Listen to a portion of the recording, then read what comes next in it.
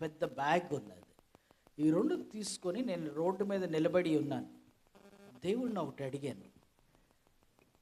శృంగారపురము నన్ను పిలిచారు సాక్ష్యానికి, చిన్న వాక్య పరిచర్యకి. నేను అక్కడికి వెళ్ళి పంచుకోవాలంటే నాకు ఒక సూచన ఇవ్వు, అప్పుడు నేను నమ్ముతాను నన్ను నువ్వు తీసుకెళ్ళినట్టు. లేకుంటే వాళ్ళు నన్ను పిలిచారు, నేను వెళ్ళాను, అంతవరకే నమ్మగలను. అంటే నేను అక్కడ నుంచొని ఉన్నప్పుడు దేవుడిని అలా ప్రార్థన చేసి అడిగాను. నేనున్న రోడ్డు మీద నుంచి విజయవాడ బస్ స్టాండ్కి వచ్చి అక్కడి నుంచి బస్సు తీసుకొని రావాలి. బండి లేదు కదండి. నుంచొని ఉంటే లిఫ్ట్లు ఎన్ని అడిగినా ఎవరు ఆపట్లేదు. నేను కావాలని బస్సు ఎక్కలేదు, దేవుని నడిపింపు చూడడానికి. చాలా టైం అయింది, లేట్ అయిపోతుందని అనుకుంటున్న టైంలో ఓ వ్యక్తి వచ్చాడు. బండి మీద వచ్చి తీసుకెళ్తాను వెక్కమని అన్నాడు. ఆయన వేరే మార్గము, నేను బస్ స్టాండ్కి రావాలి. ఈ వాక్యాన్ని చూసి ఆయన ఆకర్షింపబడి ఆయన వేరే మార్గం అయిన నన్ను బస్ స్టాండ్కి తీసుకురావడానికి సిద్ధమయ్యాడు. దారిలో ప్రార్థన చేసుకుంటా గట్టిగా రోడ్డు మీద అందరికి మాకు వినపడేటట్టు ప్రార్థన చేసుకుంటా వెళ్తున్నాం. ఆయన ఒక మాట అన్నాడు. ఏమన్నాడు తెలుసండి? ప్రతి శనివారం నేను మీకు సువార్తలో సహకారిగా ఉంటాను విజయవాడలో, అంటే ఎక్కించుకొని తిప్పడానికి. దేవుడు నాకు ఒక వాక్యం జ్ఞాపకం చేశాడు. మనందరికీ తెలుసు, ఎడారిని సెలయేర్లుగా మార్చే దేవుడు మన దేవుడు. బండి లేకుండా బస్ స్టాండ్కి ఎలాగ వెళ్ళాలి అని ఎడారి లాంటి సమయమున నేను ఎదురు చూస్తూ ఉండగా దేవుడు ఆ ఎడారిని జస్ట్ బస్ స్టాండ్ దాకా కాకుండా ప్రతి శనివారం విజయవాడలో సువార్త చేయడానికి సహకారిగా దయచేశాడు. దేవుడి మీద ఆనుకొని ఉంటే చేస్తాడు. నా జోబుల్లో ఏవో కొన్ని డబ్బులు ఉన్నాయి, ఇవి పెట్టుకొని నేను బస్ ఎక్కి వచ్చేయచ్చు. కానీ దేవుని మీద ఆధారపడ్డాను. సో నేను ఇక్కడికి వచ్చింది సువార్త కూటం మీతో మాట్లాడడానికి, సువార్త కూటానికి వెళ్ళడానికి దేవుని మీద ఆధారపడితే ప్రతి శనివారం సువార్తకి దేవుడు మార్గములు తెరిచాడు. మరి మన బ్రతుకుల్లో కూడా ఎడారి లాంటి సమస్యలేంటి, సిట్యుయేషన్స్ ఏంటి, ఎన్నో కలుగుతాయి. మనం జ్ఞాపకం చేసుకుంటాం, దేవుడు ఎడారి లాంటి నా జీవితాన్ని, నాకు పిల్లలు లేరు, లేకపోతే నాకు ఇల్లు లేదు, నాకు ఉద్యోగం లేదు, నాకు చదువు లేదు, ఇలా నాకు డబ్బులు లేవు, అప్పుల్లో ఉన్నాను, ఇలాంటివన్నీ జ్ఞాపకం చేసుకొని ఎడారి లాంటి ఈ సమస్యని దేవుడు సెలయేర్లుగా చేస్తాడు కదా అని మనం ప్రార్థన చేస్తూ ఉంటాం. ప్రియులారా, నేను చెప్తాను చూడండి, ఈ గ్రంథము దేవుని గ్రంథం. ఇది మొట్టమొదటి పేజీ నుంచి చివరి పేజీ దాకా ఇదంతా ఏంటంటేనంట దేవుని రక్షణ ప్రణాళిక. ఏంటండి అది? దేవుని రక్షణ ప్రణాళిక. ఇంగ్లీష్లో అంటారు గాడ్స్ ప్లాన్ ఆఫ్ సాల్వేషన్. ఏ పరిస్థితిలో అయినా దేవుని రక్షణ ప్రణాళిక ఆ ప్రాంతాల్లో ఆ సమయాల్లో ఎలాగ రక్షించాడో దేవుడు, అది మనకి ఈ రోజున ఎలా వర్తిస్తుందో, మనల్ని ఎలా రక్షిస్తాడో ఆ ప్లాన్ అంతా రాయబడి ఉన్నది. ఆదికాండం 1వ అధ్యాయం నుంచి ప్రకటన చివరి అధ్యాయం వరకు దీని పేరే దేవుని రక్షణ ప్రణాళిక, గాడ్స్ ప్లాన్ ఆఫ్ సాల్వేషన్. మరి మన ప్రభువును రక్షకుడు యేసు ప్రభువారు. యేసు అంటే అసలు అర్థం ఏంటండి? రక్షకుడని. ఎందుకు ఇదంతా చెప్పానంటే, మనం ఎడారి లాంటి ఉద్యోగం లేని సమయంలో ఉద్యోగాన్ని ప్రార్థిస్తామే, కనిపెడతామే, ఉద్యోగం దొరుకుతుందని. అంటే నీకు ఉద్యోగం దొరికితే సెలయేర్లుగా మారినట్టు నీ ఎడారి ఉద్యోగం లేని బ్రతుకు అని మనం అనుకుంటాం. కానీ ఒకటి వినండి, రైటే, దేవుడు ఇస్తాడు. కానీ నేను ఎలా అడగాలి? ఎలాగా దేవుడు చేస్తాడంటే చూడండి, హన్నా జీవితం మనకు తెలుసు. హన్నా గొడ్రాలు, కన్నీటితోటి ఏడ్చి ప్రార్థించింది. ప్రార్థించినప్పుడు ఒక ఒప్పందం చేసుకుంది, మనందరికీ తెలుసు. కలిగితే కుమారుడు ఆయన ఏం చేస్తారన్నది దేవుని కొరకు, దేవుని సన్నిధిలో పెట్టి దేవుని సన్నిధిలో దేవుని కొరకు వాడబడ్డానికి ఇస్తానని చెప్పింది, ఇచ్చింది. దేవుడు ఆ ప్రార్థన ఆలకించాడు, ఎడారి లాంటిది సెలయేరుగా మార్చాడు. మరి మనకి ఉద్యోగం కోరుతున్నాం, నీకు దేవుడు ఉద్యోగం ఇస్తాడు. ఈ ఉద్యోగం ద్వారా నువ్వు దేవునికి ఎన్ని ఆత్మల రక్షణకు సంపాదిస్తావు, అది క్వశ్చన్. సంపాదించగలవా? కేవలం ఈ లోకంలో జీవించడానికి, ఈ లోకముని ఆనందించడానికే నువ్వు జాబ్ కోరితే అది దేవుని రక్షణ ప్రణాళికలో లేనట్టు. లేకపోతే జవాబు ఉండదు. అందుకనే చాలామంది, నేను ప్రార్థన చేస్తున్నాను నాకు ఉద్యోగం రావట్లేదు, ప్రార్థన చేస్తున్నాను నాకు పెళ్ళి కావట్లేదు, ప్రార్థన చేస్తున్నాను పిల్లలు పుట్టట్లేదు, ఎన్ని అంటాం. ఎందుకని? మనం దేవుని రక్షణ ప్రణాళికలో లేము. ఉంటే ఇప్పుడు నీకు దేవుడు రైల్వేస్లో జాబ్ ఇచ్చాడు అనుకోండి, దేవుడు ఆశ ఇచ్చేది ఏంటి తెలుసండి? ఈ రైల్వేలో నాకు, నా కుమారుడు, నా కుమార్తె ఎన్ని ఆత్మలు సంపాదిస్తారు, రక్షిస్తారు, సాక్షిగా నిలబడి అని దేవుడు ఆశిస్తాడు. మనం ఏం ఆశిస్తాం తెలుసండి? నాకు ఎంత డబ్బులు వస్తాయి, నేను ఎలా జీవించాలి, అది మనం ఆశిస్తాం. అలాగే మనం పిల్లల్ని అడిగాం, పిల్లలు పుట్టాలని, పిల్లలు లేనప్పుడు మనం ఆశించేది ఏంటంటే ఆ పిల్లల్ని ఎలా పెంచాలి, ఎలాగా నాకు లాభకరంగా ఉంటారు కుటుంబానికి, ఇంతే చూస్తాం. కానీ దేవుడు అది చూడడం. ఆ పిల్లల ద్వారా ఆయన రాజ్యం కట్టబడుతుందా అని చూస్తాడు. నీకు నాకే కానీ పిల్లల ద్వారా రాజ్యం కట్టబడే గ్రహింపు హన్నాకున్నట్టు ఉంటే తప్పనిసరిగా పిల్లలు కలుగుతారు. మరి ఆయన రక్షణ ప్రణాళికలో మనం ఉంటున్నావా? మన ఎడారి సెలయేరులుగా తప్పనిసరిగా మారుతుంది. ఆయన ప్లానే అది, ఆయన పేరే రక్షకుడు. నువ్వు నేను ఆయన రక్షణ ప్రణాళికలో ఉంటే తప్పనిసరిగా కలుగుతుంది. తప్పనిసరిగా. నాకు ఇల్లు కావాలని కోరుతున్నావు, నీ ఇంటి ద్వారా దేవునికి నువ్వు ఏం సంపాదిస్తావు? చేయగలవా? చేస్తే తప్పనిసరిగా నీకు ఇల్లు కూడా వస్తుంది. మన స్వలాభం కొరకు మనం ఏది అడిగినా దీని ద్వారా మనకు రాదు, అది ఈ రక్షణ ప్రణాళికలో ఉంటేనే వస్తుంది. సరే, అది అంత మటుకు మనం ఆపుదాం. మనం ఇంకొక విషయం కొంచెం గ్రహిద్దాం. నాకెందుకో దేవుడు భారం పెట్టాడు దానివల్ల. ఇంత సమయం అయింది, మనందరికీ ఆకలి ఉంటుంది. ఆకలి లేదా? ఆకలి లేదన్న వారు ఎవరైనా ఉన్నారా? లేరు, చేయి లెగట్లేదు. అందరికీ ఆకలి ఉంది అంటే అందరూ భోజనం చేసి వెళ్తారనమాట. చాలా సంతోషం. నంబర్ 1, మీ అందరికన్నా ముందు నాకు ఎక్కువ ఆకలి ఉంది. ఫస్ట్ తినేది నేనే లిస్ట్లో. Okay, right. ప్రియులారా, మనం ఒక విషయం చూస్తాము. ఈ ఆకలి, ఈ శరీర సంబంధమైన ఆకలి ప్రతి ఒక్కరికి ఉంటుంది. మనం డాక్టర్ గారి దగ్గరికి వెళ్ళామనుకోండి, మనల్ని ఒకటి అడుగుతాడు డాక్టర్ గారు. అనారోగ్యం ఉండి డాక్టర్ గారికి వెళ్తే నీకు ఆకలేస్తుందా, దాహం వేస్తుందా, మొత్తం అడుగుతాడు. అన్నీ తింటున్నావా లేదా అని. దాన్ని బట్టి రోగం ఏంటో చూస్తాడు. చూడండి, మనకి నాలుక ఉన్నది. ఈ నాలుక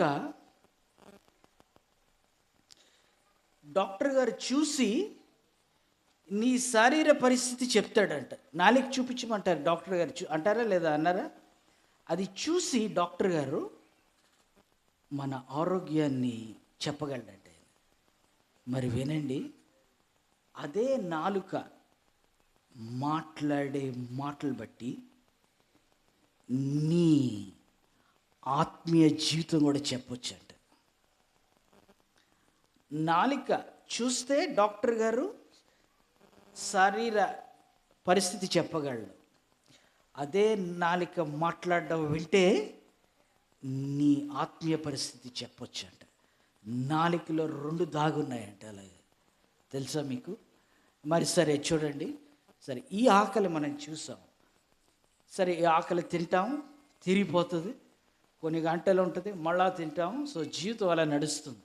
కానీ చూడండి ప్రియులారా, ఎన్నో ఆకళ్ళు ఉన్నాయి. డబ్బు సంపాదన అదొక ఆకలి, జీవితాంతం అది. ఆకలి లేని వాళ్ళు ఎవరు ఉంటారు? అలాగనే బట్టలు కొనుక్కునేది ఈ ఆకలి. ఈ ఆకలి లేని వాళ్ళు ఎవరు ఉంటారు? మరి అలాగనే ఇంకొక ఆకలి మీ అందరికీ తెలుసు, పాపపు ఆకలి, పాపపు వాంఛ పట్ల ఆకలి. ప్రతి ఒక్కరికి ఉంటుంది అది. ఈ ఆకలి ఎవరికైతే ఉన్నదో, అంటే ఎవరైతే జీవిస్తున్నారో, ప్రతి ఒక్కరికి పాపపు వాంఛ పట్ల ఆకలి ఉంటుంది. ఆకలి తప్పులు తప్పనిసరిగా ఉంటాయి. లోకము పాపపు లోకం, ఇందులో బ్రతికే ప్రతి వాళ్ళకి పాపపు వాంఛ ఉంటుంది. మరి ఆ పాపపు ఆకలి ఎలా తీరుతుందండి? లైక్ సపోజ్ త్రాగుబోతులు ఉన్నారు. త్రాగుబోతుకి నువ్వు ఒక 100 బాటిల్స్ సీసాలు కొని ఇచ్చేసావు. అతను ఆకలి తీరిపోద్దా? తీరదు. లేకపోతే ఒక 1 కోటి రూపాయలు ఇచ్చాము అతనికి, దీంతో తాగి దాంతో సరిపెట్టే అంటే సరిపెట్టేస్తాడా? ఆ ఆకలికి అంతం లేదు. అతని దగ్గర ఉన్న డబ్బులంతా అయిపోయినా అప్పు చేసి కూడా తాగుతాడు. అలాంటి ఎన్ని ఆకలు. డ్రగ్స్ ఉన్నాయి, మత్తు పానీయాలు, డ్రగ్స్. దాని ద్వారా మనుషులకి కలిగేదేంటి? మత్తు. వాళ్ళు అనుకుంటారు, నా బాధలు, నా తిప్పలు, నా హింసలు కాస్త సేపు నేను మర్చిపోవచ్చు, నేను విశ్రాంతిగా ఉండొచ్చు, సంతోషంగా ఉండొచ్చు. అది తీసుకుంటే ఒక కిక్ లాంటిది వస్తుంది. ఆ కిక్లో ఉద్రేకపడతాడు. సో దాని ద్వారా తృప్తి పడచ్చు అనుకుంటాడు. అది తాత్కాలికమే ఆ ఆకలి. అలాగే మరి మనందరికీ తెలుసు, ఇది వ్యభిచారపు జీవితం, అదొక ఆకలి. ఒక గర్ల్ ఫ్రెండ్ తోటి అయిపోతుందా? అవదు. 2 తోటి అవుతుందా? 3 తోటి అవుతుందా? లేదు. ఆకలి. అలాగే బాయ్ ఫ్రెండ్స్, అలాగే పెళ్ళైన వారికి కూడా భర్తలు ఒకరితో చాలుతుందా? లేదు. 2వ ఫ్యామిలీ, 3వ ఫ్యామిలీ, ఒక్కో ఊర్లో ఒక్కో ఫ్యామిలీ. జీతము చాలదు, అయినప్పటికీ ఆకలి. చూసారు ఎలా ఉందో? ఎవరి దగ్గరికి వెళ్తే తీరుతుందండి ఈ ఆకలి? షాప్లో ఏమన్నా కొనుక్కుంటే తీర్చుకోవచ్చా? లేకపోతే బాగా చదువుకుంటే తీర్చుకోవచ్చా? పాపపు వాంఛ పట్ల ఆకలి. చదువుకున్న వాళ్ళు పాపం చేయకుండా ఉంటారా? పిహెచ్డి చేసిన వాళ్ళు త్రాగుబోతులు లేరా? పిహెచ్డి చేసిన వాళ్ళు సిగరెట్లు తాగరా? పిహెచ్డి చేసిన వాళ్ళు జారత్వానికి నడవట్లేదా? పిహెచ్డి చేసిన వాళ్ళు బూతులాడరా? ఏవి లేవు, అన్నీ ఉన్నాయి. మరి ఎలా పోతుంది? పోనీ అనుకుందాం, చెడ్డవారు, ఇలాంటి అలవాట్లు ఉన్నవాళ్ళు మంచివారి దగ్గరికి వెళ్తే పోతుంది అనుకుంటే, మంచివాడు ఎక్కడ దొరుకుతాడు? నీతిమంతుడు ఎవరు లేడు అని వాక్యం చెప్తుంది. మరి ఎక్కడ పోతుంది ఆకలి? కొన్ని వచనాలు మనం బైబిల్ గ్రంథంలో చూద్దాం. ఆ ఆకలి బైబిల్ గ్రంథంలో యేసు ప్రభు వారు ఎలా తీర్చారనేది చూద్దాం. చూడండి, యోహాను సువార్త 8వ అధ్యాయము 1-11 దాకా అందులో ఉంటుంది. ఎవరైనా చదవగలిగితే ఇట్ విల్ బి నైస్. కొంచెం మైక్లో గట్టిగా చదవగలిగితే. యోహాను సువార్త 8వ అధ్యాయము 1-11 దాకా ఎవరైనా చదవగలిగితే త్వరగా రావాలండి. మనం త్వరగా క్లోజ్ చేసి మన ఆకలిని భోజనం చేసి వెళ్దాం. యోహాను సువార్త 8వ అధ్యాయము 1-11 దాకా త్వరగా చదవండి, గట్టిగా చదవండి.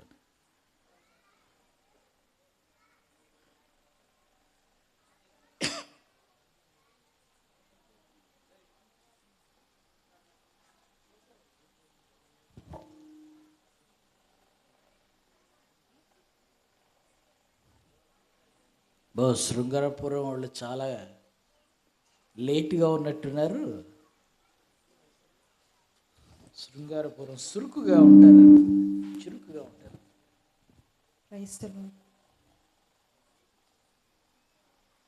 యేసు ఒలీవల కొండకు వెళ్ళెను. తెల్లవారగానే యేసు తిరిగి దేవాలయంలోనికి రాగా ప్రజలందరూ ఆయన యొద్దకు వచ్చిరి గనుక ఆయన కూర్చుండి వారికి బోధించుచుండెను.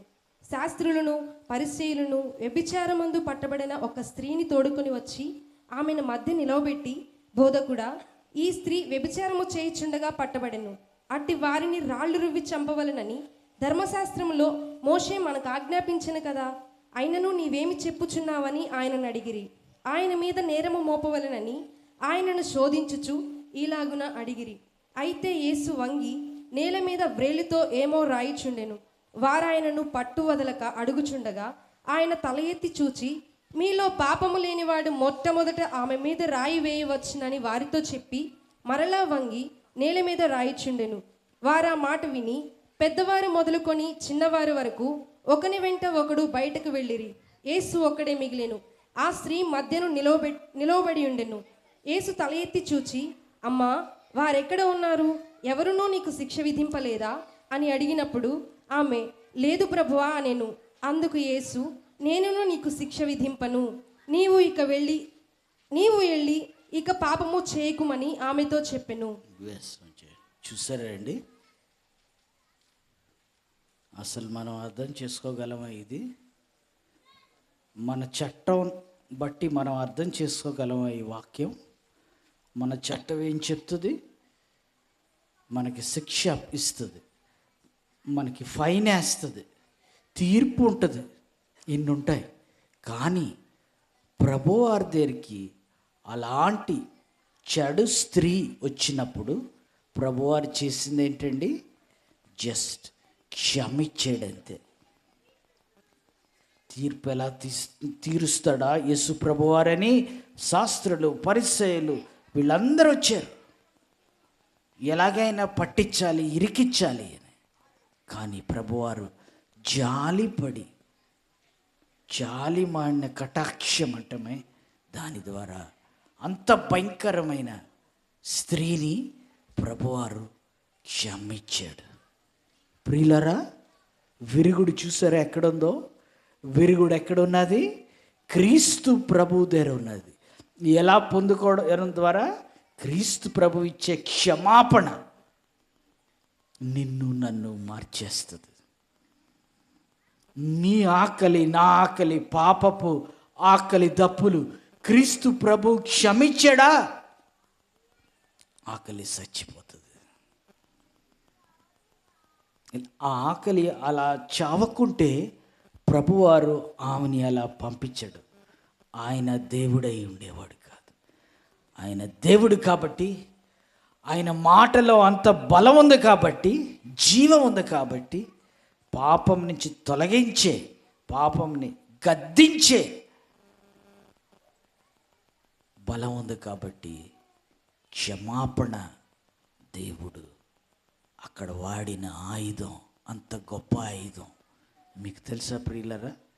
ప్రభువారు సిలువ మీద మనందరికీ తెలుసు ఆయన చేసింది ఏంటంటే జయించాడు. జయం చూశాడు ఆయన. ఎవరి మీద జయం చూశాడు? అపవాది, సాతాను మీద జయం చూశాడు. అంటే యుద్ధం సాతానికి ప్రభువుకి సిలువ మీద. మరి ఎలా ఓడించాడు? యుద్ధంలో మనము ఈ వాడాలి. ఏ వాడాలండి? మనకి ఆమర్ వాడాలి కదండి. ప్రభువారు వాడిన ఆయుధం ఏంటి? అక్కడ కత్తి తీసుకున్నాడా? లేకపోతే గన్ తీసుకున్నాడా? ఆయన వాడిన ఆయుధం క్షమాపణ అనేదంట. ఎవరిని క్షమించాడు? నువ్వు నేను పాపులుగా ఉన్నప్పుడు మనల్ని క్షమించి అపవాదిని జయించాడంట. వాడిన ఆయుధం అది. సో నీకు నాకు ఆకలి ఆయన క్షమాపణ ద్వారా చచ్చిపోతుంది. అది నిజమేనా అని మనం అనుకుంటామా? అది తప్పనిసరిగా నిజమే. ఎందుకనంటే చూడండి, యోహాను 4వ అధ్యాయము 14వ వచనంలో ఏముంటుందంటే, ఒకసారి చదవగలరా? యోహాను 4:14.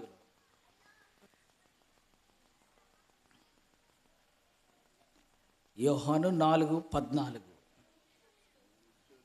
సారీ, ఏమండి? నేనిచ్చు నీరు తాగువనుడు ఎన్నడు దప్పిక కొనడు అని ఉన్నది. అలాగే యోహాను 6:35లో అక్కడ ఏముంటుందంటేనండి, నా దగ్గరికి వచ్చేవాడు ఆకలి కొనడంట.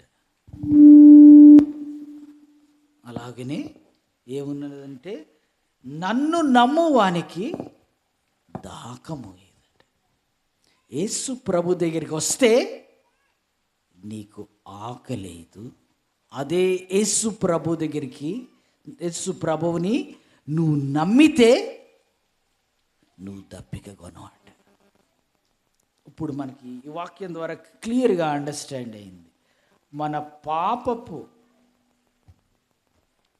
దాహం తీరాలంటే ప్రభువుని మనం నమ్మాలి.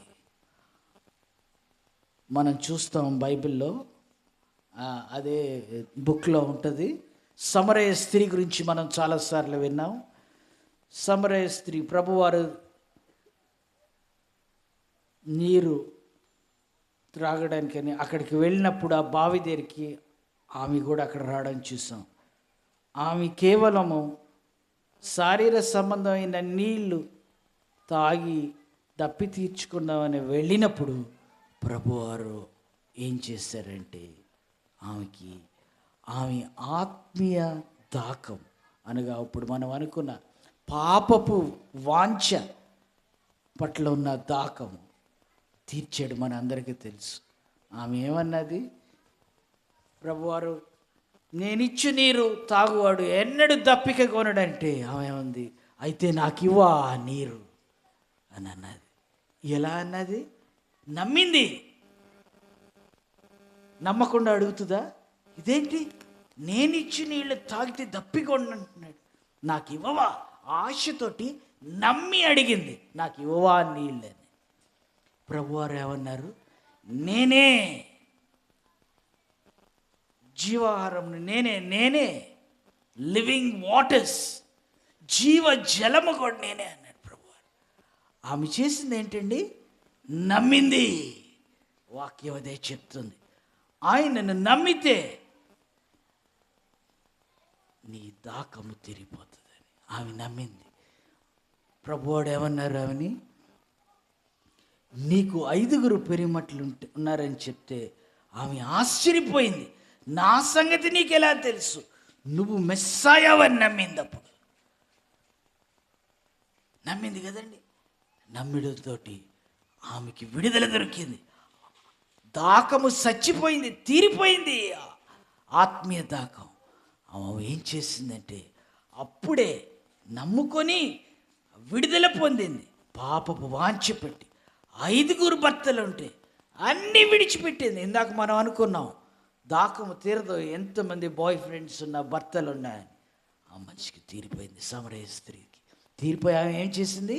వెంటనే సువార్త ప్రకటనకి వెళ్ళి చెప్పింది, చూడండి నేను మెస్సాయాని చూశాను, నా దాకం తీర్చాడు, నా పరిస్థితి అంతా చెప్పాడు. ఈయన రక్షకుడు. ఆయన పరిస్థితి చెప్పుకుంది, విడుదల ఎలా దాకం తీరిందో అందరికీ ప్రకటించింది. ఆమె దాకం తీర్చుకుంది. ప్రియులరా, బైబిల్లో ఇది చూసాం, సమరయ స్త్రీ సంగతి. మరి మీరు అనొచ్చు, ఇది ఎప్పుడో జరిగిన సంగతులండి, ఈ రోజుల్లో జరుగుతున్నాయా? మీరు మాట్లాడుతున్నారు, మీ జీవితంలో జరిగిందా? మీరు చెప్పండి ముందు సంగతి. మీ జీవితంలో నేను వింటానని అంటారు మీరు, నా సంగతి నేను చెప్తాను. నేను కూడా నమ్మాను ఇది. ఈ సమరయ స్త్రీ ఎలా నమ్మిందో, ఆశ కలిగి ఆ నీళ్లు తాగడానికి నేను నమ్మాను. నా పరిస్థితి నేను చెప్తాను. ఆమెకైతే 5 పిరమిడ్లు ఉన్నారని అన్నారే, నా పరిస్థితి ఏంటంటే, ఇలాగ చర్చిలకు వచ్చినప్పుడు చందాల డబ్బులు వేయాలి కదండి, ఆ డబ్బుల్ని ఆపేసి దానికి ఇంకా దొంగతనము చేసిన డబ్బులు సమకూర్చి ఎక్కువ మొత్తం డబ్బుల్ని స్టార్ హోటల్కి గర్ల్ ఫ్రెండ్ని తీసుకొని వెళ్ళిపోయేవాడిని. ఆదివారాన్న ఇంటి దగ్గర అబద్ధము చెప్పి నన్ను ఒక దగ్గరికి పిలుస్తున్నారు, ఆరాధనలో నేను వాయించాలి, దొంగ మాటలు చెప్పి సూట్ కేసు తీసుకొని నా మాటలు నమ్మి వాళ్ళు నాకు ట్రావెల్ ఫేర్ ఇచ్చేవాళ్ళు, ప్రయాణానికి వెళ్ళి రావడానికి. ఈ డబ్బు అంతా తీసుకొని వెళ్ళి దినమంతా సండే అంతా ఇక చర్చి లేదు, ఏమీ లేదు, స్టార్ హోటల్లో గర్ల్ ఫ్రెండ్ తోటి ఐస్ క్రీమ్ పార్లర్స్కి తీసుకెళ్ళేవాడు. ఇలాగ కొన్ని సంవత్సరాలు నడిచింది. ముందు ఒక్కసారి అని మొదలుపెట్టాను, ఒకటేసారి రుచి చూడడానికి, పాపపు వాంఛ పట్ల ఆకలి దప్పులు తీర్చుకోవడానికి ఒకసారి అని మొదలుపెట్టాను. ఒక్కసారి మొదలుపెట్టిన నేను ఇంకా డబ్బులు దొంగతనం ఎక్కువగా చేసి నెలకు ఒకసారి తీసుకొని వెళ్దామని స్టార్ట్ చేశాను. నెలకు ఒకసారి అయ్యాక ఇంకా ఆకలి ఎక్కువై, వారానికి ఒకసారి ఇంకా ఆకలి ఎక్కువై, ఎప్పుడు కోరతాయి అప్పుడు కొన్ని సంవత్సరాలు నడిచింది. ఇలాగా ఆకలి, దాకం, పాపపు వాంఛ, జారత్వం బట్టి దురాత్మ పట్టేసింది, అపవిత్రాత్మ పీడించింది.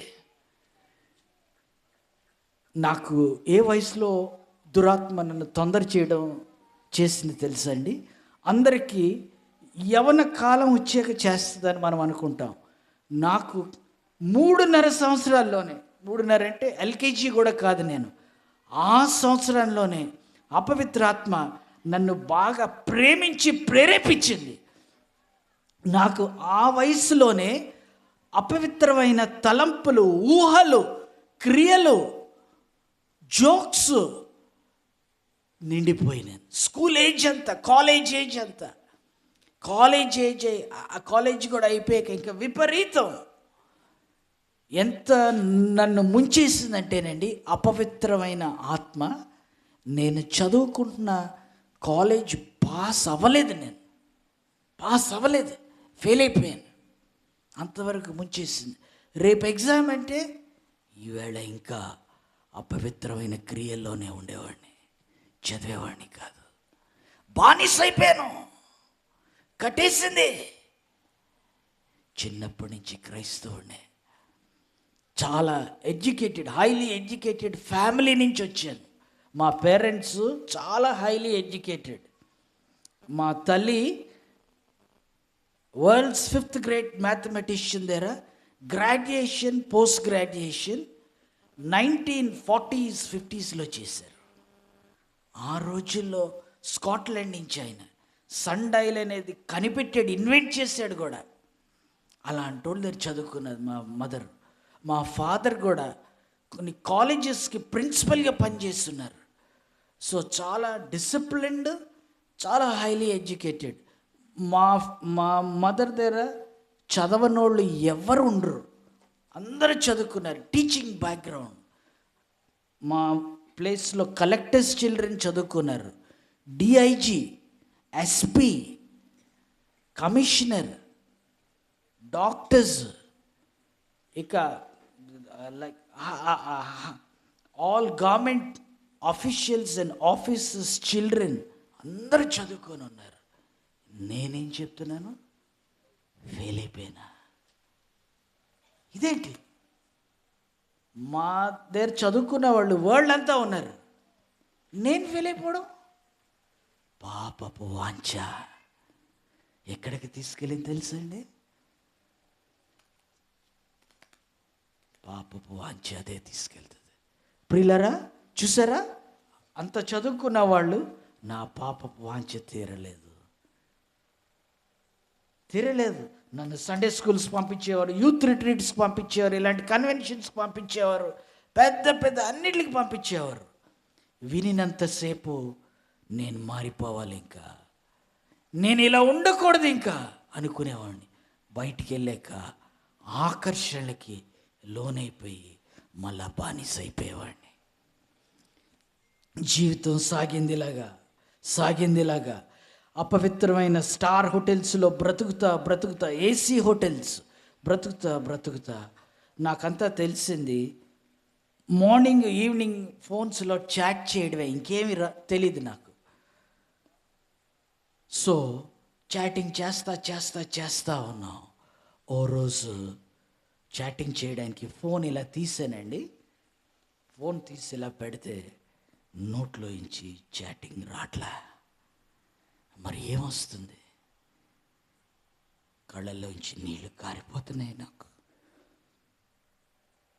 మనం చదువుతాము యోహాను 16వ అధ్యాయం 8వ వచనంలో ఏమని ఉంటుందంటే, పరిశుద్ధాత్మ ఆయన వచ్చి పాపమును గూర్చియు నీతిని గూర్చియు తీర్పును గూర్చియు లోకమును ఒప్పింపచేయును. ఆత్మ నన్ను తాకింది. నేను చాటింగ్ చేయడానికి ఫోన్ అయితే తీసాను, కానీ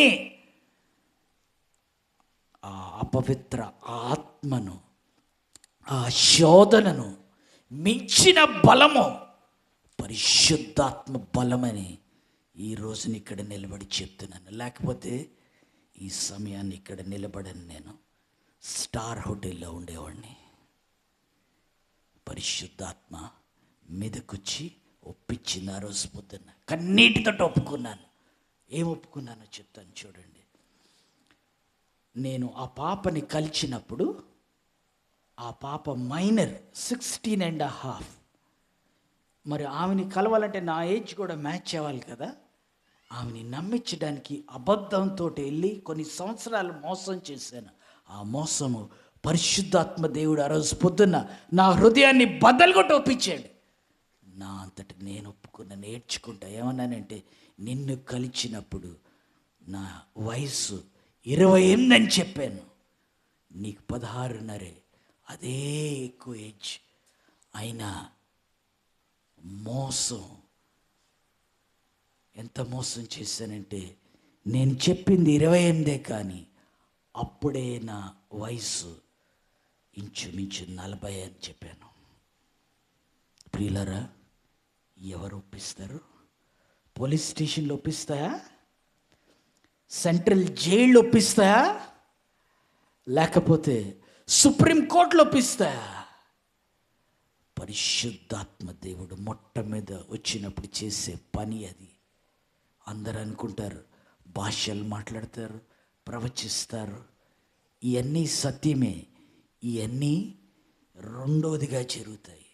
మొట్టమొదటిగా నిన్ను పరిశుభ్రపరుస్తుంది ఒప్పించి.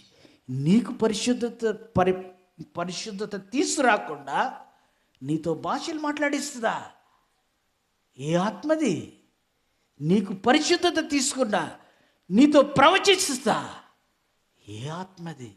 జాగ్రత్త, మోసపోకుడి. మొట్టమొదటిగా అది చేసేది మనల్ని ఒప్పిస్తుంది. దాని తర్వాత ప్రవచించడం, భాషలు మాట్లాడడం, ఇవన్నీ గిఫ్ట్స్గా వస్తాయి. గిఫ్ట్స్, పరిశుద్ధాత్మ ఇచ్చే గిఫ్ట్స్ బహుమానాలుగా వస్తాయి. వరాలు, కృపావరాలు అంటే.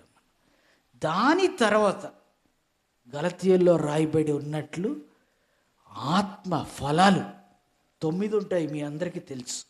అవి వస్తాయి. మొట్టమొదటిగా రావండి. మొట్టమొదటిగా పరిశుద్ధాత్మ చేసేది నిన్ను ఒప్పిస్తుంది. నిన్ను ఒప్పిస్తుందంటే నీ మీద పరిశుద్ధాత్మ పనిచేస్తున్నట్లు. నిన్ను ఒప్పించకుండా నాలో ఆత్మ ఫలాలు ఉన్నాయి, నాలో కృపావరాలు ఉన్నాయని నువ్వు అన్నావా, నేను అబద్ధకుళ్ళము. పరిశుద్ధత లేకుండా దేవుని క్రియలు జరుగుతాయండి మనలో? మీరే చెప్పండి, సాధ్యమా? ఒక మాట చెప్తాను. ఈవేళంతా ఆదివారం, సండే, అందరూ చికెన్ చేసుకొని ఉంటారు, లేదా మటన్, ఫిష్ సంథింగ్ చేసుకొని ఉంటారు. నిన్న చేశారు, అదే పాత్రల్లో ఈవేళ చేసుకున్నారు కదా. నిన్న చేశారని కడగకుండా ఈవేళ చేసుకున్నారా? ఎవరైనా చేస్తారా? మరి అపవిత్రమైన జీవితంతో 40 సంవత్సరాలు జీవించానని నేను చెప్పానే, నన్ను పరిశుభ్రపరచకుండా కడగకుండా నేను భాషలు మాట్లాడడం, ప్రవచించడం, ఆత్మ ఫలాలు చూడడం కుదురుతుందా? కుదరదు.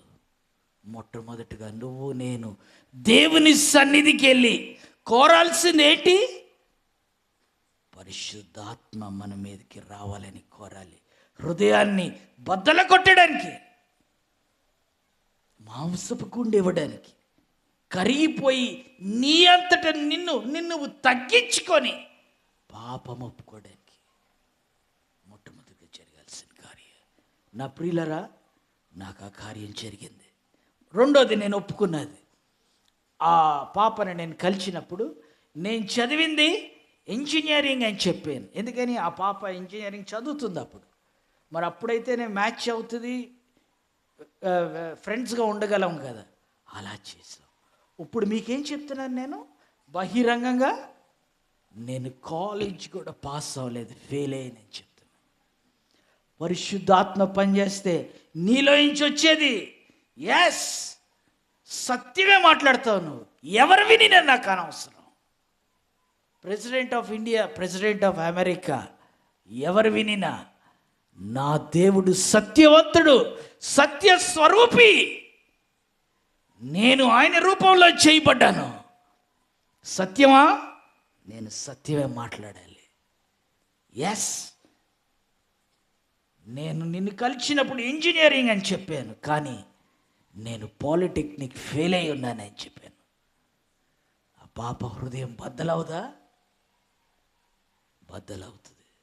బద్దలైన హృదయాన్ని, ఇదేంటి, గాయపడిన హృదయాన్ని, దాన్ని బాగుపరిచేది ఎవరి వశంలో ఉన్నదండి? మన ప్రభు. ఆయనే అతికిచ్చాడు. నా హృదయాన్ని ఏంటి, వాళ్ళ హృదయాన్ని ఏంటి. కొన్ని సంవత్సరాలు జీవించానే, దేవుడు ఒప్పించాక కాస్త విడుదల పొందాను, కానీ తర్వాత కంగారు పడిపోయాను. గర్ల్స్ కంపెనీ, ఆడవారి కంపెనీ లేకుండా ఉండలేకపోయాను. మళ్ళా వెళ్దామని ప్రయత్నిస్తూ ఉన్నాను, చాలా ట్రై చేశాను. కానీ ఏ ఆత్మ అయితే నన్ను ఒప్పించిందో నన్ను ఒకటే అన్నది. ఏమన్నదో తెలుసండి? నేను ఏడుస్తున్నాను బాత్రూంలో, ఒక మాట అనుకొని, ప్రభువా, ఒక గర్ల్ లేకపోయినా నేను ఉండగలను. నా అంతట నేను 3.5 సంవత్సరాల్లో పాడైపోయినాననే 40 సంవత్సరాల దాకా బాత్రూంలో నా అంతటా నేను పాపము చేసుకొని ఉన్నాను. గర్ల్ లేకపోయినా ఉండగలను, కానీ నాతో నేను పాపం చేయకుండా బాత్రూంలో ఉండలేనని ఏడుస్తున్నాను. స్నానం చేస్తున్నప్పుడు మళ్ళా పరిశుద్ధాత్మ నన్ను ఆవరించి ఒక మాట అన్నది. పాపపు సముద్రంలో కొట్టుకొని పోతుంటే ఎత్తుకొని రక్షించింది నేను, మళ్ళా అందులో పారేస్తాను అనుకున్నావా? ఒక్కసారి వెళ్ళి చూడు, చేయగలమేమో అంది. ప్రియులరా, ఎంతకాలం పాపంలో బ్రతికేనన్నాను? ఇంచుమించు 40 సంవత్సరాలు, 42 సంవత్సరాలు. ఆ రోజు బాత్రూంలో దేవుని ఆత్మ ఆవరించిందే, ఆ రోజు నుంచి ఈ రోజు దాకా 13 సంవత్సరాలు అయింది. ఈ 13 సంవత్సరాల్లో మరొకసారి బాత్రూంలో నేను పాపం చేయలేదు. సమరయ స్త్రీ చేసింది చదివాము, తెలుసుకున్నాం. మీరు నమ్ముండొచ్చు, నమ్మపోవచ్చు. నువ్వు జీవించి ఉన్నావు, మా ముందు నిలబడి మాట్లాడుతున్నావు. నీ జీవితంలో చెప్పని మీరు మీ మైండ్స్లో ఒక ఛాలెంజ్, సవాల్ ఇసురుండొచ్చును. ఎస్, నేను బాగుపడ్డాను. 13 years ఇంకో గర్ల్ దగ్గరికి నేను వెళ్ళలేదు, ఇంకొక పాపకి కాల్ చేయలేదు, మెసేజ్ చేయలేదు. అంటే మీరు దేవుడా? మీకు శోధన లేదా?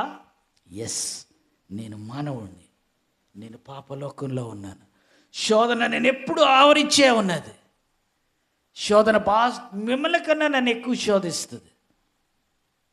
కానీ ఏ ఆత్మ అయితే నన్ను ఒప్పించిందో, బద్దలు కొట్టించి హృదయం, ఎంత శోధన వచ్చినా కాసేపటికి, అది ఎంత టైం అన్నా అవ్వచ్చు, 1 నిమిషం అవ్వచ్చు, 2 నిమిషాలు అవ్వచ్చు, 10 నిమిషాలు అవ్వచ్చు, అరగంట అవ్వచ్చు, నా హృదయంలో యుద్ధం జరుగుతుంది.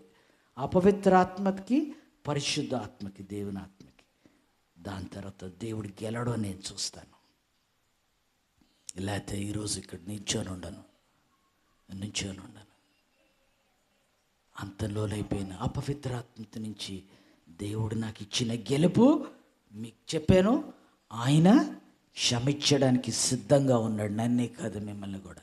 మన దగ్గర నుంచి ఆయన కోరేది, నువ్వు నేను ఒప్పుదలకి రెడీగా ఉన్నావా? ఒప్పుకోవడానికి,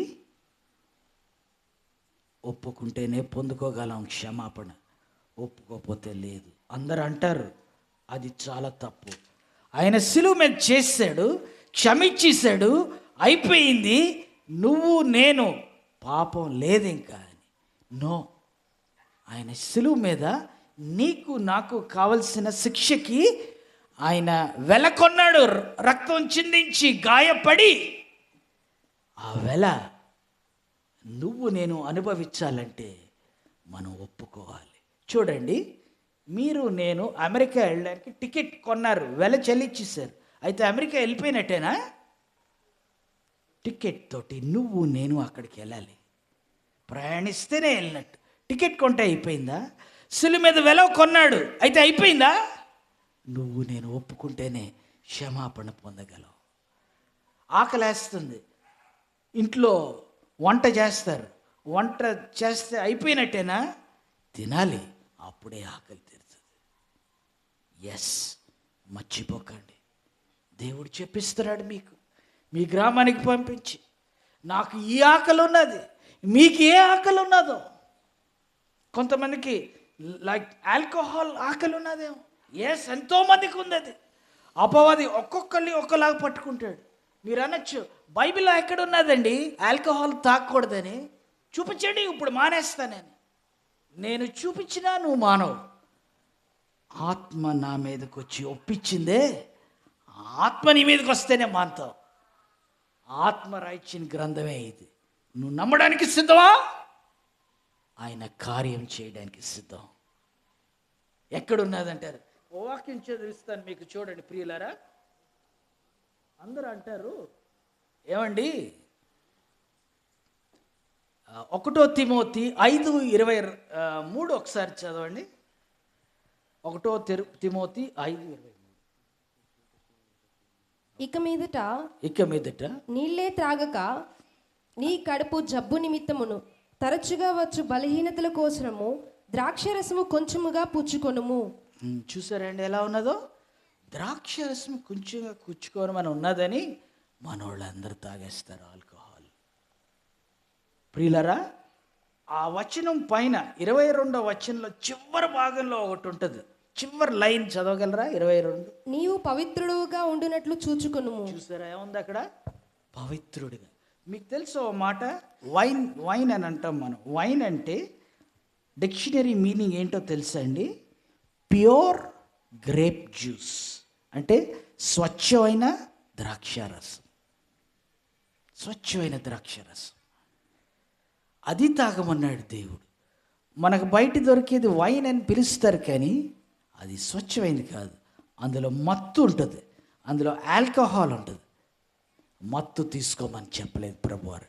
ప్యూర్ది, స్వచ్ఛమైంది తీసుకోమన్నాడు. మోసపోతున్నారు, చాలా జాగ్రత్తగా ఉండాలి. తాగకూడదు.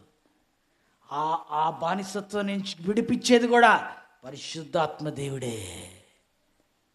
నమ్మాలి. Drugs, ganja, pan Parag. నిన్న విజయవాడలో నేను సువార్త చేస్తూ ఉన్నాను, అందరూ వినండి. ఎండలో నిలబడి చేస్తున్నాను. ఈ బోర్డు పట్టుకొని నాకెవరు దొరుకుతారా, విజయవాడ అంతా తిరగాలని ఉన్నది నాకు, సువార్త ప్రకటించుకుంటా. నన్ను మార్చింది ఇలాంటి వాక్యమే కదా, అందరికీ చూపించాలి, తెలియపరచాలని ఆశతోటి నుంచొని అలా చూపిస్తూ ఉన్నాను. ఓ వ్యక్తి వచ్చాడు నా దగ్గరికి. దేవుడు ఎలా తెచ్చాడు చూడండి, నా ఆశ నెరవేర్చాడు. ఓ వ్యక్తి వచ్చి వెనకాల స్కూటర్కి స్పీకర్ కట్టుకొని వచ్చాడు. ఏమంటున్నాడు తెలుసండి? అన్నారండి సువార్తకి స్పీకర్ కూడా తెచ్చాను, బ్లూటూత్ మైక్ కూడా ఉందంటున్నాడు. నన్ను ఎక్కించుకొని ఆయన సాక్ష్యం చెప్పడం మొదలుపెట్టాడు. మీరు వింటారా? ఏమన్నాడంటే, అన్నా నేను ఈరోజు ఇలా ఉన్నాను, నేను దేవునిలోకి వచ్చి ఒక్క నెలే అవుతుంది. ఎవరు మీరంటే, నేను విజయవాడలో రౌడీ షీటర్ అంట. ఆయనకి లేని దుర్వ్యసనం లేదు. నరహంతకుడు, ఒకళ్ళ తల ఆల్మోస్ట్ పగలగొట్టేశాడంట. కరాటా ఫైటర్, వీడియోస్ చూపిస్తున్నాడు.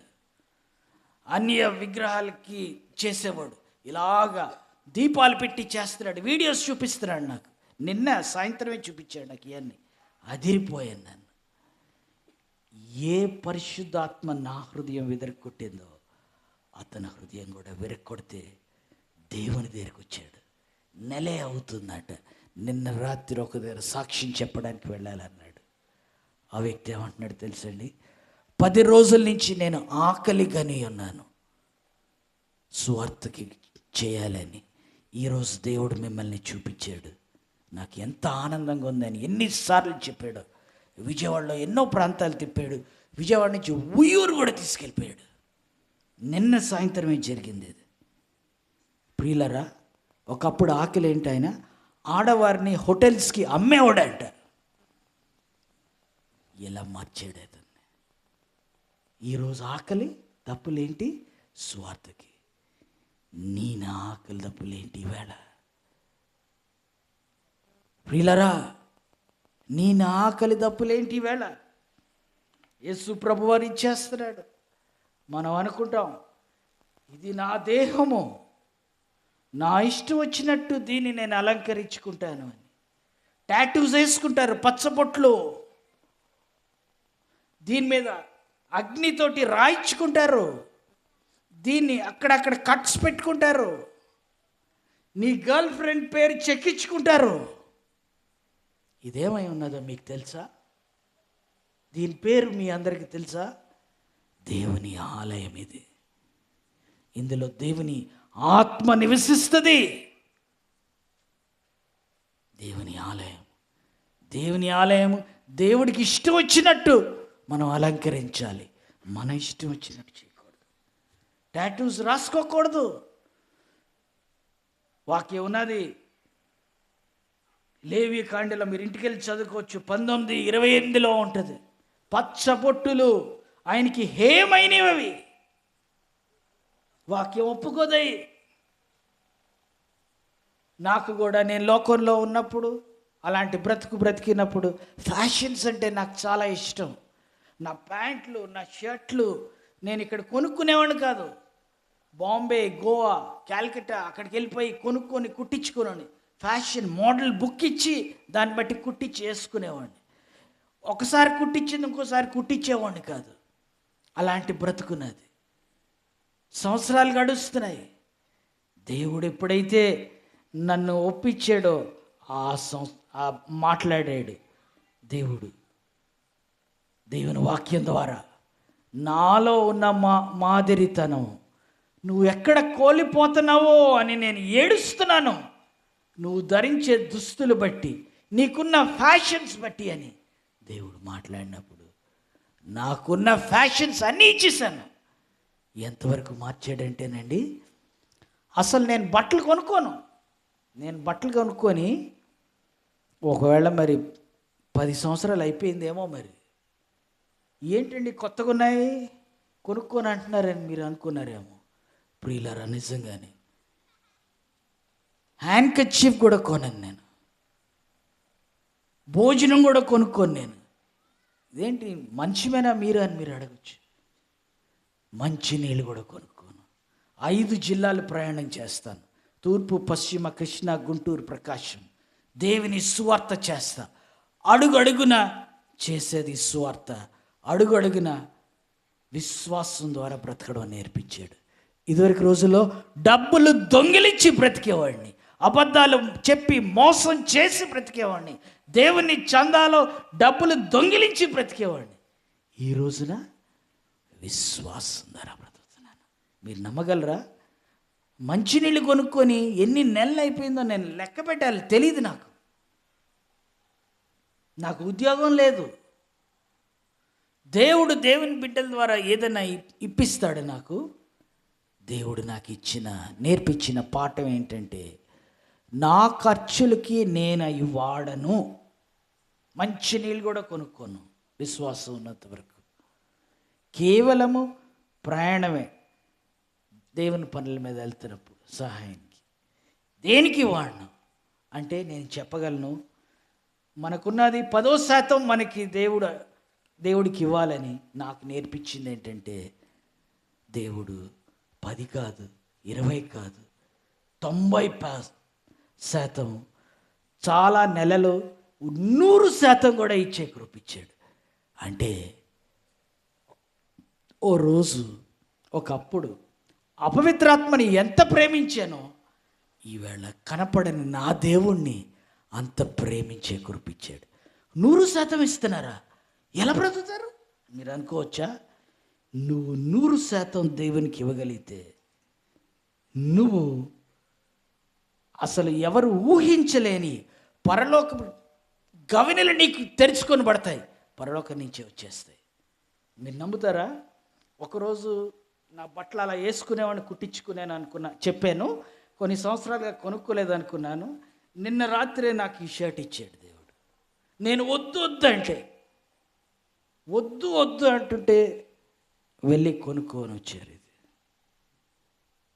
నా డబ్బులతో నేను కొనుక్కోలేను. ఈ ప్యాంట్ కూడా వాళ్ళు ఇచ్చింది. మన బ్రదర్స్ అంటున్నారు, అన్న ఏంటి ఇలా ఉన్నారు మీరు, ఎప్పుడు ఇలా ఉండరు కదా, సింపుల్గా ఉంటారు కదా అని. నేను కొనుక్కున్నాయి కాదు, దేవుడిచ్చి. దేవునికే నేను వాడుతున్నాను. వాళ్ళు ఫోర్స్ చేస్తే నేను తీసుకొని వేసుకున్నాను. ప్యాంట్ సైజ్ చేయించాల్సి వచ్చింది, అది కూడా వాళ్ళే చేశారు. 100% నువ్వు దేవునికి చేస్తే 100% నీ అవసరతలకి దేవుడు మనుషులు పెడతాడు. నీకు తెలియదేమో.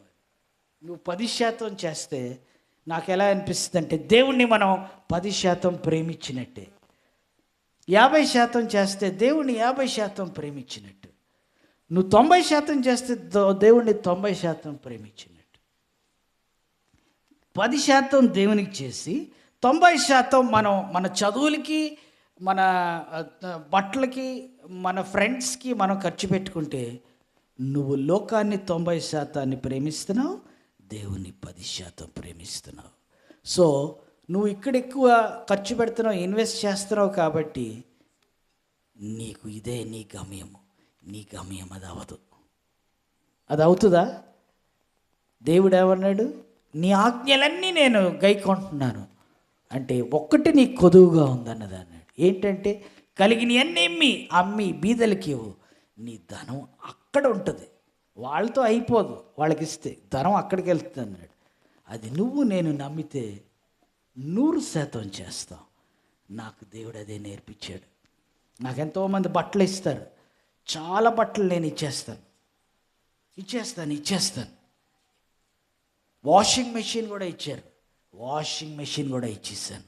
ప్రియులారా చూడండి, ఇందాక అనుకున్నాం, ఒక త్రాగుబోతుకి అదంటే ప్రేమ కాబట్టి ఉన్నదంతా అమ్మి అది కొంటాడు, అప్పులు కూడా చేసి కొంటాడు. అలాగే మనం వ్యభిచార జీవితంలో జీవిస్తున్నప్పుడు ఒక వ్యక్తిని పొందుకోవడానికి మనకు కలిగిందంత అమ్మి పొందుకుంటాం. నువ్వు నేను దేవుణ్ణి ప్రేమిస్తున్నట్టు సూచనేది? నీ ధనం ఎక్కడ ఉంటుందో నీ హృదయం అక్కడ ఉంటుంది అన్నాడే. ఎక్కడున్నది నీ ధనం? అపోస్తలులు పాదముల కింద పెట్టారు అక్కడ. నువ్వు ఎక్కడ పెడుతున్నావు? లోకంలో పెడుతున్నావా? పెడితే నీ హృదయం అక్కడే ఉంది. నీ హృదయం అక్కడుంటే లోకంలో నువ్వు పరలోకం పొందుకోగలవా? నీ హృదయం లోకంలో ఉంటే నువ్వు నిత్య జీవం పొందుకోగలవా? నువ్వే చెప్పు. ప్రియులారా, ఈ విధంగా దేవుడు నన్ను మడిచి బంగారం కన్నా మేలింగా చేస్తానన్న వాగ్దానం నెరవేరుస్తూ వస్తున్నాడు. ఎంతోమందికి దేవుడు ఇలాగా నా సాక్ష్యాన్ని ఎన్నో ప్రదేశాల్లో, ఎన్నో ప్రాంతాల్లో పంచుకొని చేసే కృప ఇస్తా ఉన్నాడు. ఈవేళ నా ఆకలి ఒకటే. నా ఆకలి ఏంటంటే, నాలాగా దుర్వ్యసనాల్లో పాపంలో ఉన్న వాళ్ళకి నేను దేవుని సువార్త అందించాలి. ఇదొక్కటే నా ఆకలి. నా ఆకలి ఇదైనప్పుడు నాకు కలిగిందంతా నేను దాని మీదే పెడతాను. అలాగే పెడుతున్నాను, మీకు చెప్పినాను కూడా. కానీ అందులో ఉన్నప్పుడు చాలా భయంకరమైన పరిస్థితులు వస్తాయి. ఒక విషయం మీకు చెప్తాను నేను.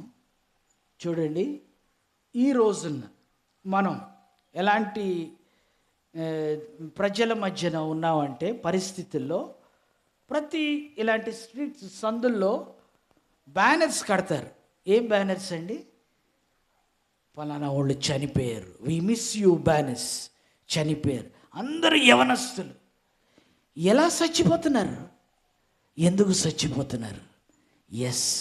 వాళ్ళకి వాళ్ళ జీవితం మీద విరక్తి పుట్టి వాళ్ళ కోరికలే ఉన్నాయి, అవి నెరవేరలేదు కాబట్టి చచ్చిపోతుంది.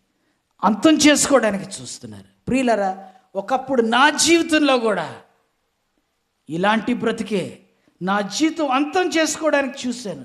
నాకు విరక్తి కలిగింది కొన్ని పరిస్థితుల్లో.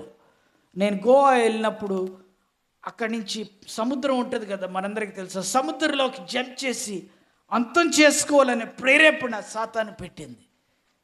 కానీ ప్రియులరా, దేవుడు తెలుసు ఆయనకి, ఈరోజు నేను ఇక్కడ నిలబడి సాక్ష్యం పలకాలి. అలాగా అంతం చేసుకున్న వాళ్ళు ఎంతోమంది ఉన్నారు ఇక్కడ ఈ గ్రామంలో. వాళ్ళని రక్షించాలని ఆ రోజు అంతమైపోయేవాడిని నన్ను రక్షించి ఈవేళ ఇక్కడ నిలబెట్టాడు. ఒకటి చెప్తాను, నన్ను రక్షించి ఏం చేశాడంటే, ఇలాంటి బోటుతోటి నన్ను రోడ్డు మీద ఇలా తల పైకి వెతుకొని నేను నడుచుకొని వెళ్తూ ఉంటాను. అందరికీ వాక్యం చదివిస్తా. ఓ రోజు రోడ్డు మధ్యన నడుచుకొని వెళ్తుంటే 3 వ్యక్తులు నన్ను పక్కకి పిలుస్తున్నారు ఆపేసి. ఏంటండి అంటే, పక్కకు రండి చెప్తాం అంటున్నారు.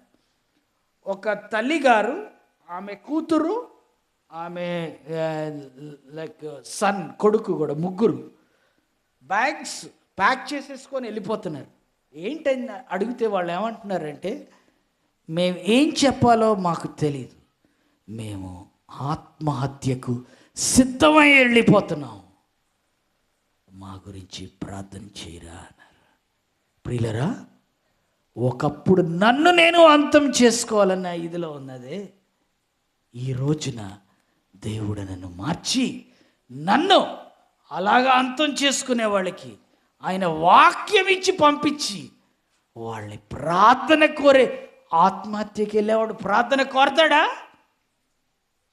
ఆ ప్రాంతంలో ఎన్ని సంఘాలు, చర్చిలు ఉంటాయి. దేవుడు ఆ చర్చిని వాడుకున్నాడా? రోడ్డు మీద చేయబడుతున్న సువార్తను వాడుకున్నాడా? చిన్న వాక్యమే ఏం చేస్తుందని అని అనుకుంటారా? ఆత్మహత్యలు 3 నిలదీసేసింది ఆ రోజున. వాళ్ళకి నా పాకెట్లో పత్రికలు ఉంటాయి, ఇలాంటి ఒక పత్రిక ఇచ్చాను.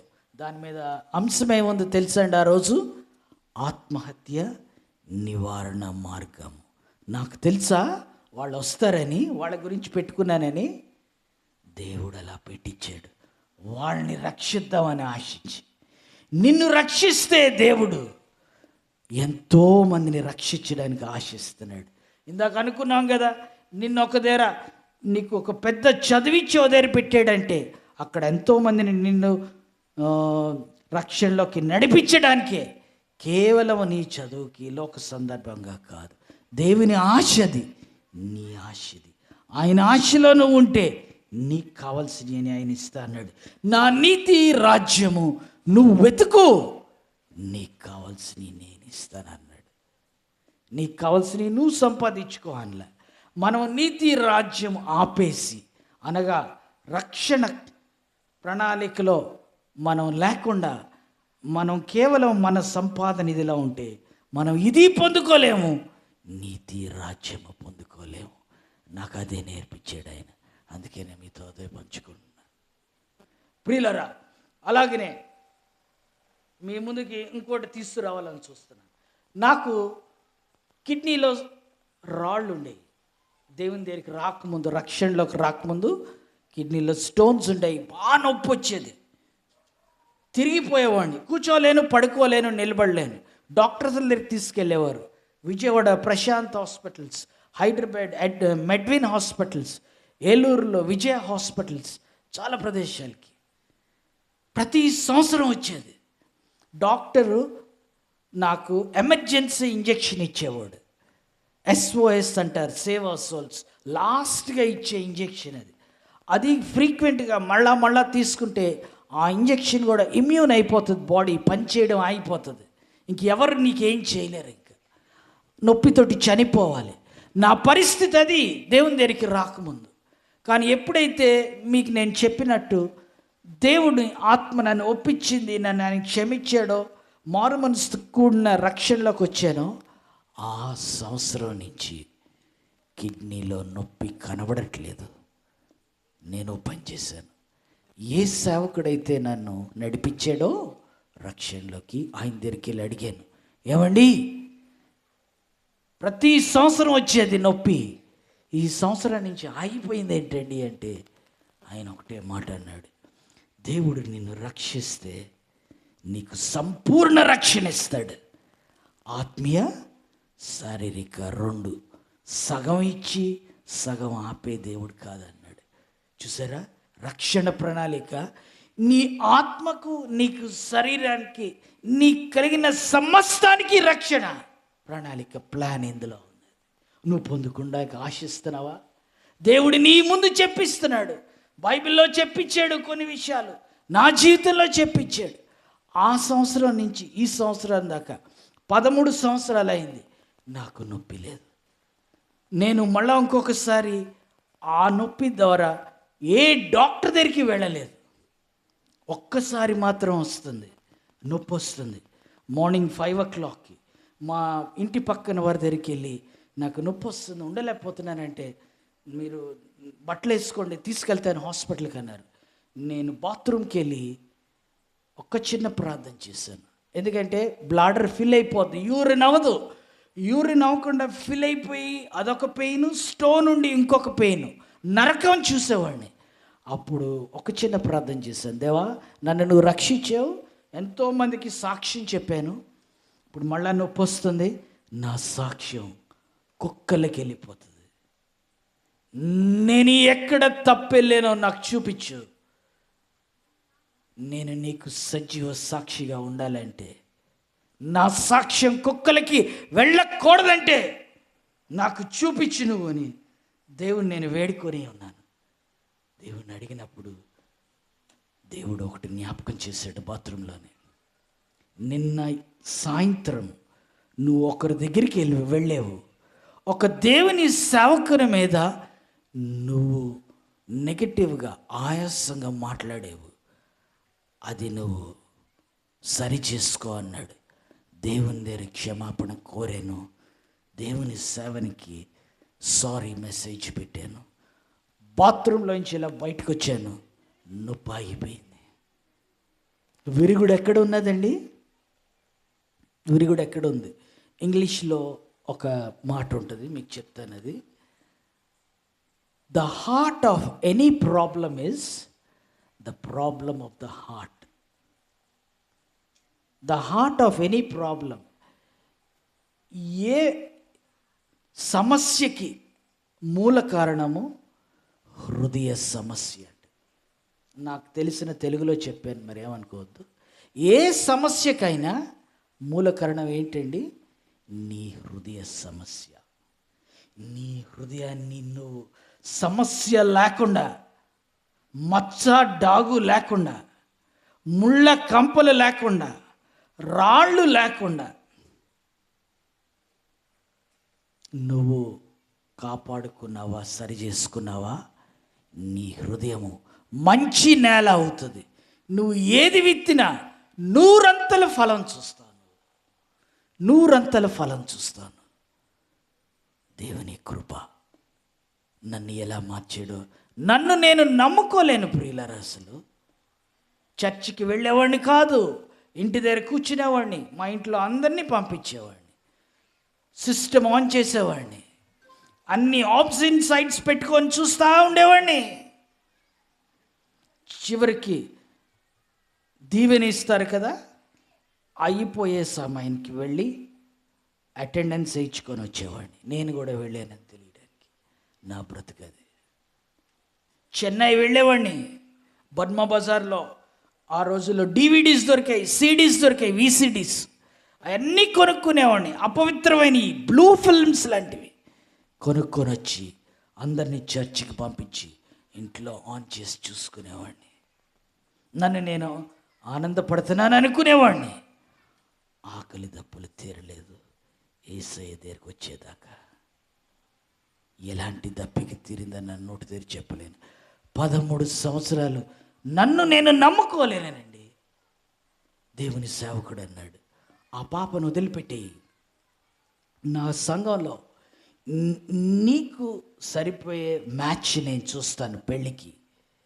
ఆ పాప చాలా చిన్న పాప, వద్దు నువ్వు పాపంలో జీవించే, వదిలిపెట్టే అన్నాడు. మా మమ్మీకి ఆమె ప్లాన్స్ ఆమెకి ఉంటాయి. నేను దేవుని దగ్గరికి వెళ్ళాను, నా చేతులు ఎత్తాను, ప్రార్థన చేశాను, ఆ పాపని మోసం చేశాను. నేను ఎవరిని పెళ్లి చేసుకోవాలి? ఆ పాప సేవకుడు చెప్పే పాప, నా తల్లి చెప్పేదా? నువ్వేమంటావు? నేను చేతులెత్తి ప్రార్థన చేశాను. దేవుడు ఒకటే అన్నాడు. ఏమన్నాడు తెలుసా అండి? నువ్వు మళ్ళా ఆ పాప దగ్గరికి వెళ్తే పాపం చేశాడు, ఒప్పుకొని విడిచిపెట్టాడు, మళ్ళా ఆమె దగ్గరికి వెళ్తున్నారని లోకం అంటది, అది వద్దు అన్నాడు దేవుడు. సరే నాయనా అన్నాను. ఇంకొక మ్యాచ్ కూడా వద్దు. ఈ పాప దగ్గరికి వెళ్ళాడు, మోసం చేశాడు, విడిచిపెట్టాడు, ఇంకొకళ్ళని పట్టుకుంటున్నాడు అంటది, అది వద్దు అన్నాడు. దేవుడు ఏమన్నాడు తెలుసా అండి?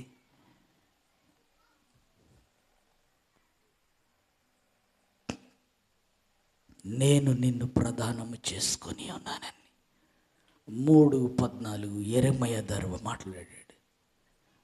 నన్ను ఎంత బలపరిచిందంటే అది హోసియా గ్రంథము 2వ అధ్యాయము 19 నుంచి 21 దాకా కూడా మాట్లాడాడు. నన్ను ఎంత బలపరిచిందంటే 13 సంవత్సరాలు అయింది కదండి నేను రక్షణలోకి వచ్చి. ఈ సంవత్సరం దాకా ఇంకొక ఆడవారి ఫ్రెండ్షిప్ కానీ రిలేషన్షిప్ కానీ నాకు అవసరం లేకుండా నిజంగా చేసింది. నేను దేవుని దగ్గర వాగ్దానం పొందుకున్నాక ప్రార్థన చేశాను, దేవా నన్ను నువ్వు ప్రదానం చేసుకొని ఉన్నానన్నావు, ఇది సత్యమైతే ఈ సందర్భంలో నాకు చెందిందైతే నాకు ఇంకొకసారి ఒక గర్ల్ నీడ్ ఉండకూడదు, ఆడవారి దగ్గరికి వెళ్ళే అవసరత ఉండకూడదు, నేను కోరకూడదు, జారిపోకూడదు. అప్పుడు అంతం వరకు నీకు సజీవ సాక్షిగా ఉంటాను. నేను జారిపోయానా? ఈ వాగ్దానం నువ్వు చేసింది నాకు కాదనుకుంటానన్నాను. ఇప్పటికి 13 సంవత్సరాలు దాటింది. 13 సంవత్సరాలు I didn't go to another girl. ఇంకొక పాప దగ్గరికి నేను వెళ్ళలేదు.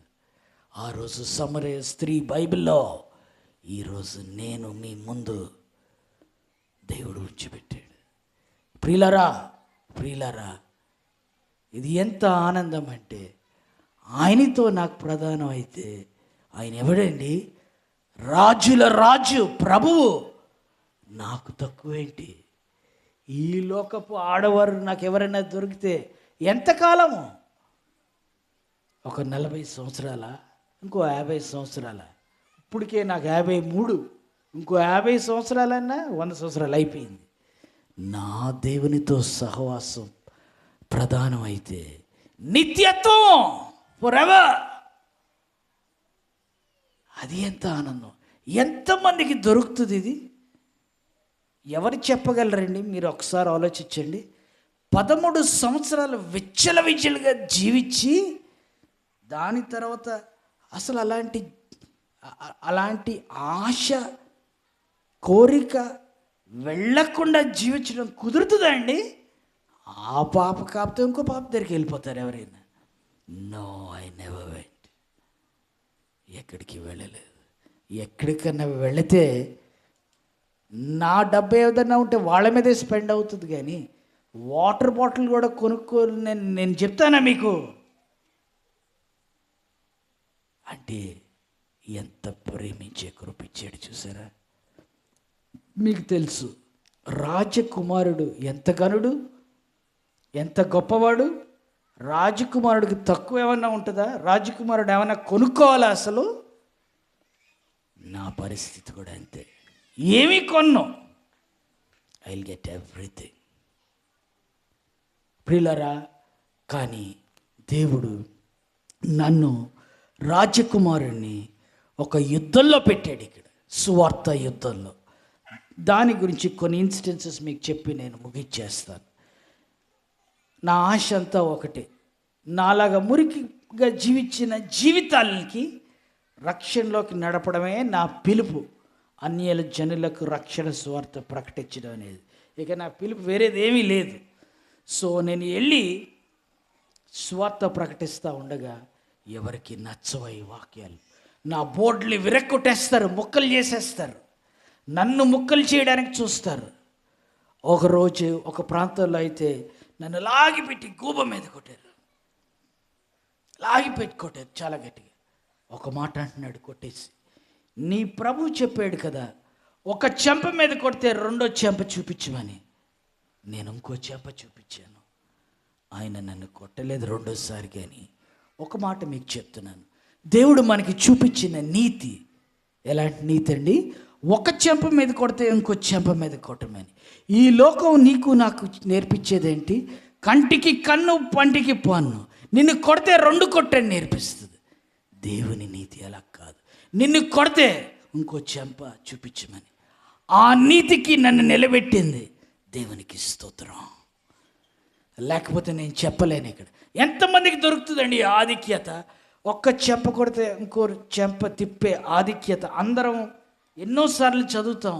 ఎంతమందికి దొరికింది? ప్రాక్టికల్గా నాకు దొరికింది ఆ నీతి. ఒకసారి కాదు, కొన్నిసార్లు కొట్టారు నన్ను. అమలాపురం అని ఒకటి ఉన్నది, సువార్త చేస్తూ ఉండగా వెనకాల నుంచి వచ్చి కొట్టారు. మన గుంటూరు గవర్నమెంట్ హాస్పిటల్ ముందు నుంచి చేస్తారు, వెనకాల నుంచి ఒక ప్రొఫెషనల్ వచ్చి కొట్టాడు. ఇంకొక ప్లేస్ ఉంది, ఏజెన్సీ ఏరియా, జంగారెడ్డి గుడి అని, అక్కడ చేస్తూ ఉండగా 4 వచ్చారు. నన్ను పక్కకి లాక్కెళ్ళారు. నా బోర్డు పట్టుకొని నా తల మీద కొట్టి